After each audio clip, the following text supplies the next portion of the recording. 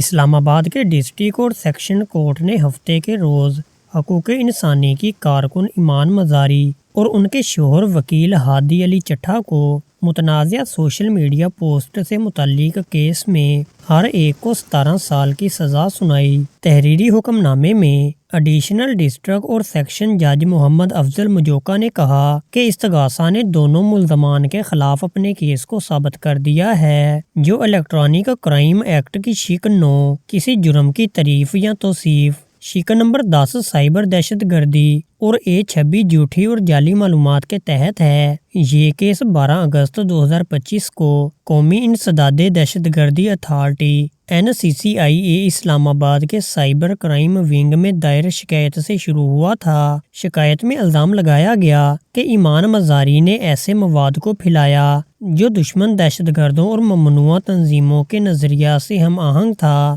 جبکہ ان کے شوہر پر کچھ مواد دوبارہ پوسٹ کرنے کا الزام تھا۔ FIR میں مزید کہا گیا کہ جوڑے نے خیبر پختونخوا اور بلوچستان میں لاپتہ افراد کے کیسز کے ذمہ دار سیکیورٹی فورسز کو قرار دیا اور مسلح افواج کو ممنوعہ گروہوں جن میں بلوچستان لبریشن آرمی BLA اور تحریک طالبان پاکستان TTP شامل ہیں کے خلاف غیر مؤثر دکھایا۔ دوستو، آپ کا اس کیس کے بارے میں کیا خیال ہے؟ کمنٹ میں اپنی رائے کا اظہار ضرور کریں۔ ویڈیو کو لائک، شیئر اور چینل کو سبسکرائب کرنا نہ بھولیں۔ شکریہ۔